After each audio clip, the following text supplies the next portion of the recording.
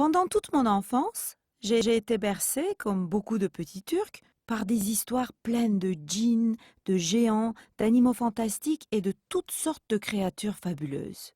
Tous ces êtres merveilleux, sortis tout droit des contes de ma grand-mère, peuplaient un monde bien à moi. Irréel, illogique, drôle souvent, effrayant parfois, mais toujours avec des règles bien précises. Il ne fallait surtout pas les briser si on ne voulait pas être frappé par des malheurs. Quand je suis arrivée en France, j'avais des dizaines de superstitions. Mais j'ai assez vite compris que si je ne voulais pas passer pour quelqu'un de bizarre, il fallait que je trouve un moyen de dissimuler mes petites manies. Pour certaines d'entre elles, c'était facile. Par exemple, à chaque fois que j'étais contente pour une raison ou pour une autre, afin de préserver ce bonheur, il fallait immédiatement que je tape 3 fois sur du bois, que je morde ma langue et que je marmonne Masha'Allah, un mot intraduisible qui protège du mauvais œil. Mais ce rituel pouvait rester discret.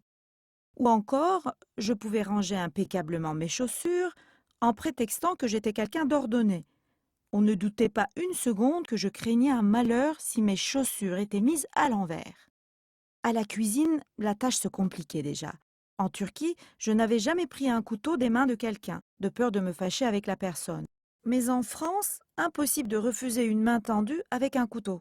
Donc, je prétextais une sonnerie imaginaire de téléphone juste au moment précis où je devais saisir l'instrument qui allait couper notre amitié. J'avais d'autres astuces. Invité dans une maison de campagne où mes hôtes avaient l'habitude de se reposer sous leurs magnifiques figuiers, je chantais à tue-tête à l'heure de la sieste. Ils me prenaient pour quelqu'un d'irrespectueux, mais en vérité, je leur sauvais la vie. Chez moi, chacun sait que dormir sous un figuier porte malheur pour 7 ans.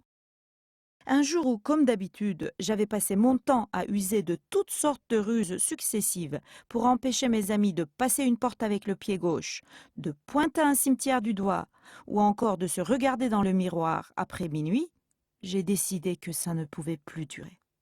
Si je voulais m'intégrer dans une société cartésienne, il fallait que je renonce, une fois pour toutes, à ces superstitions issues d'une époque où la Turquie n'était pas encore islamisée mais vivait sous une empreinte chamanique, c'est-à-dire dans un monde où interfèrent les êtres humains et les êtres surnaturels. Courageusement, je me suis débarrassée de toutes mes manies orientales une par une. Et figurez-vous que j'ai réussi. Mais je me suis rendu compte que petit à petit, copiant mes amis français, je commençais à faire de drôles de choses. Moi aussi, dorénavant, je me refuse à passer sous une échelle.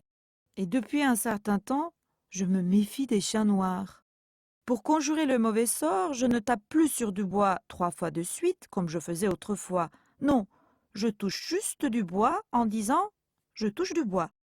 À ma grande surprise, ces mêmes amis français, qui s'étonnaient de mes folles traditions orientales, trouvent parfaitement normal que je donne une pièce à celui qui m'offre un couteau pour ne pas couper notre amitié, que je me garde bien d'ouvrir un parapluie dans une maison, que je n'oublie jamais de dire merde aux étudiants qui vont passer leur examen, et que je veille à ne surtout pas prononcer les mots corde ou lapin dans un théâtre. Je n'ai probablement pas fini mon apprentissage. C'est qu'un bon nombre d'esprits rôdent en France, même si les Français n'en ont pas toujours conscience. Vous ne trouvez pas ça curieux pour une société si cartésienne?